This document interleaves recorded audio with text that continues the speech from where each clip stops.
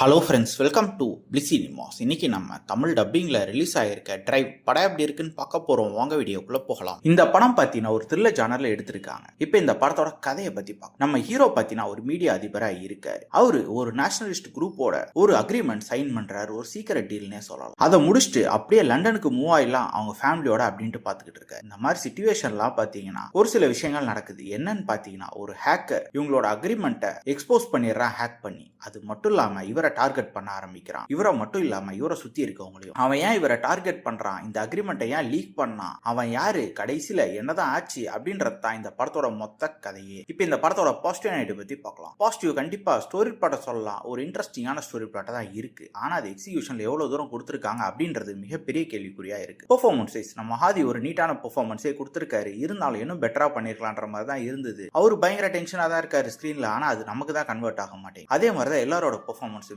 இருக்கு. சரி, பெர்ஃபார்மன்ஸ் தான் அப்படி இருக்கு, இவன் கேரக்டர் ரேட்டிங்கா நல்லா எழுதிருக்காங்கன்னு பாத்தீங்கன்னா யார் கேரக்டருமே பெருசா எழுதல. படத்துல இவங்க காட்டுற லொகேஷனா இருக்கட்டும், அது மட்டும் இல்லாம விஷுவல்ஸ்லாம் நல்லாவே இருக்குன்னு சொல்லலாம். சரி, இந்த படம் டெக்னிக்கலி எப்படி இருக்குன்னு பாத்தீங்கன்னா சினிமோட்டோகிராஃபில ஓகேவா பண்ணி கொடுத்துருக்காங்க. பேக்ரவுண்ட் ஸ்கோர் எல்லாமே ஓகேவா தான் இருக்கு. எதுவுமே அப் டு மார்க் இருக்குன்னு சொல்ல முடியல. இந்த படம் பாத்தீங்கன்னா ஒரு ரிவெஞ்ச் டிராமா தான். அதை நீட்டா ஸ்கிரீன்லயாவது கன்வெர்ட் பண்ணிருக்காங்களா அப்படின்னு பாத்தீங்கன்னா இல்லவே இல்ல.